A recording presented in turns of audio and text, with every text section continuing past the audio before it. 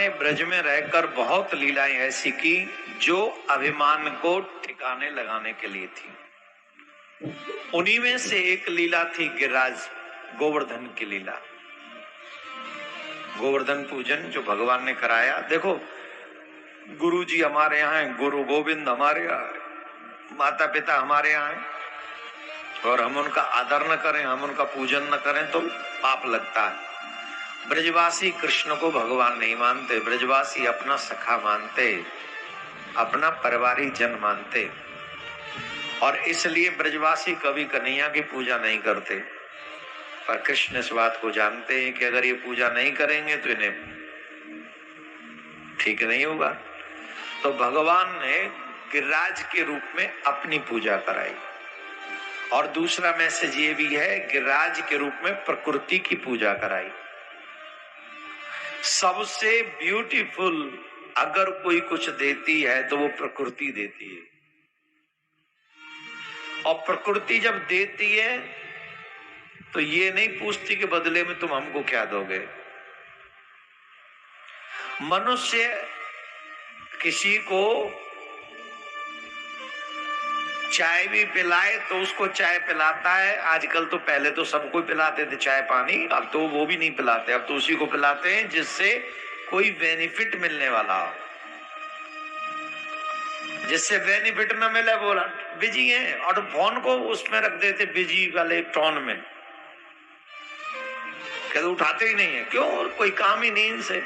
तो काम होगा तो फिर स्वयं ही कर लेंगे हम, हाँ या ना, ईमानदारी से बताओ। बोलता व्यवहार नहीं किया है, पर ऑलमोस्ट दुनिया में ये होता है, जिससे काम होता है उसका फोन रिसीव होता है, जिससे, और जिसको हमसे काम होता है उसका फोन स्विच ऑफ या फिर कुछ भी करके इग्नोर कर देते हैं। और चाय पानी भी उसी को पिलाते हैं जो हमारे काम आने वाला हो इन फ्यूचर, और नहीं तो कह देते I am sorry, I am busy. हाँ या ना, जवाब दो, पक्का। पर सच बताइए क्या, और अगर प्रकृति ऐसी करने लगे कि मैं हवा पवन देव सोचे में उसी तक पहुंचाऊंगा जो मेरा काम करे, अग्निदेव ये सोचे कि मैं तो उसी को तपस दूंगा जो मेरा काम करे, आकाश बोले मैं तो उसी को संरक्षण दूंगा जो मेरा काम करे, पृथ्वी माँ बोले मैं तो उसी को अपने ऊपर टिका के रखूंगी जो नित्य मेरी एक 10 माला करे, फिर हमारा क्या होगा।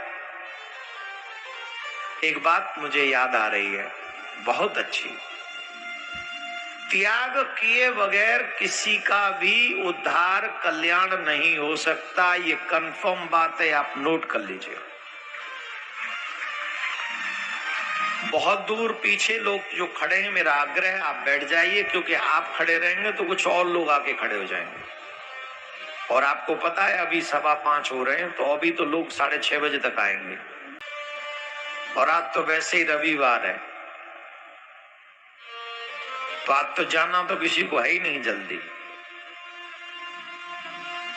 आज तो बस आनंद से सुननी पूरी रात कथा, और कल संपूर्ण कथा है। कई लोग तो जाएंगे ही नहीं, बोले जब इतनी दूर आए, बॉम्बे से आने में 2-2.5 घंटा लगता है, वो जाएंगे नहीं, हम तो यहीं रहेंगे। महाराज कल 7 दिन की कथा सुन के जाएंगे, संपूर्ण कथा का लाभ, 7 दिन का लाभ लेके इकट्ठे जाएंगे। तो कहाँ थे हम, एक बहुत सुंदर कथा।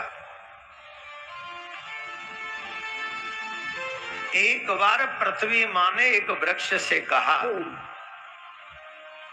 क्या तू फोकट में दान दून देता रहता है, जब देखो जब फल दे देता है, जब देता है फूल दे देता है, बंद करे।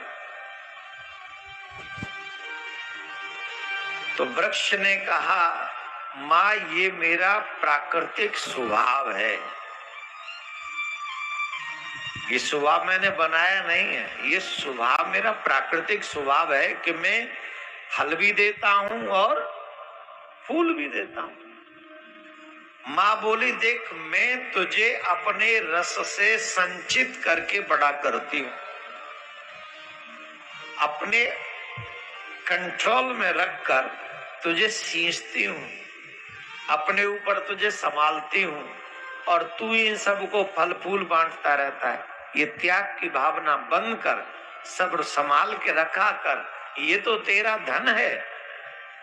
फल और फूल ही तो वृक्ष का धन है। जैसे आपका धन गोल्ड, डायमंड, ज्वेलरी, प्रॉपर्टी, वैसे वृक्ष का फल क्या है और धन क्या है? फल और फूल, ये उसका धन है, पत्ते भी।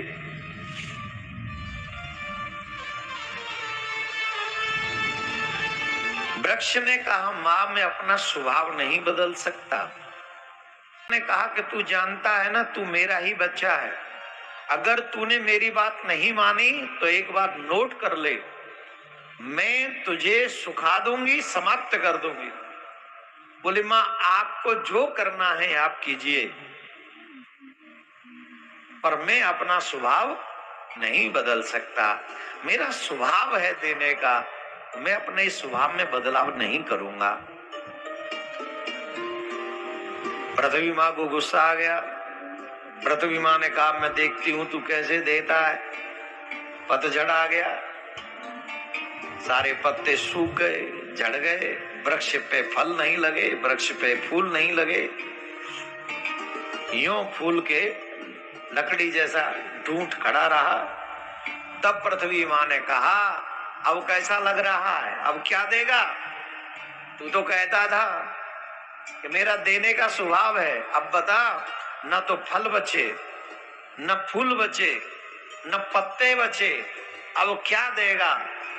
तो वो वृक्ष ने एक आंसर दिया, माँ जरूरतमंद मेरे पास आए और मुझे काट कर यहाँ से ले जाए और उसके या तो भोजन बनाने के मैं काम आ जाऊं या फिर उसके घर के किसी लकड़ी साधन कोई बनाने में काम आ जाऊं, तो मेरा जीवन उसके काम आ जाएगा। तो एंडिंग भी परोपकार से ही होगी मेरे जीवन की।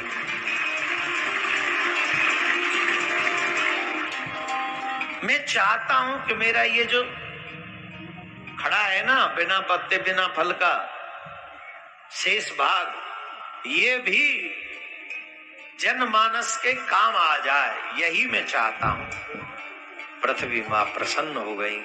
पुत्र मैं तो तुम्हारी परीक्षा ले रही थी, ये देख रही थी कि कहीं विपत्ति पड़ने पर तुम्हारा ये जो परोपकार आएगा, कहीं तुम बदल तो नहीं जाओगे।